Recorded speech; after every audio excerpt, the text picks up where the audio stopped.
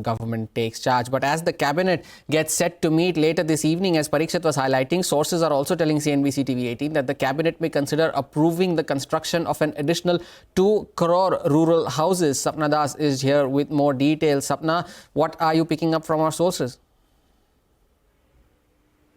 Well, exactly as you have indicated, it could be possible that today's cabinet could take a call on the construction of additional 2 crore rural houses under the Pradhan Mantri Awas Yojana Gramin. Now, let's keep in mind that the finance minister had already indicated this in her interim budget speech, wherein she had said that the existing target is around 2.95 crore, and they are close to completing it. Around 2.62 crore rural houses have already been constructed as of June 10. So some distance to go. However, in terms of the additional demand that's coming in, the government wants to take this further, wants to expand it further, and she had said very clearly that over the next 5 odd years, 2 crore new rural houses will be constructed.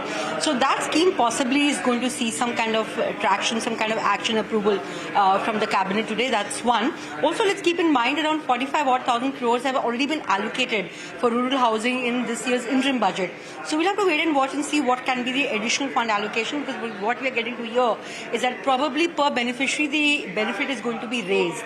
So from that perspective, maybe some additional monies will be required, and that's something that the central government will take a call on.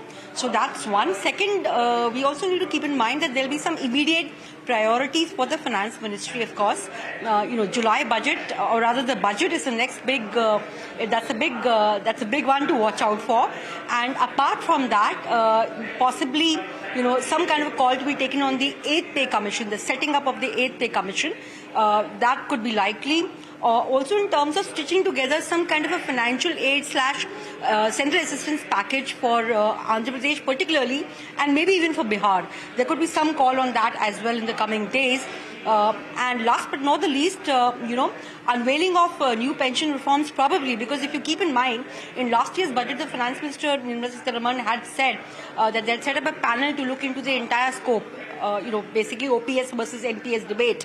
And from that perspective, something can be expected, maybe in the budget, maybe outside the budget. And last but not the least, some kind of debate discussion on the Agnipath scheme. So these are the important things to watch out for. But of course, in the days to come, the July budget will be the most important one. Sapna, thanks a lot for that update. And moving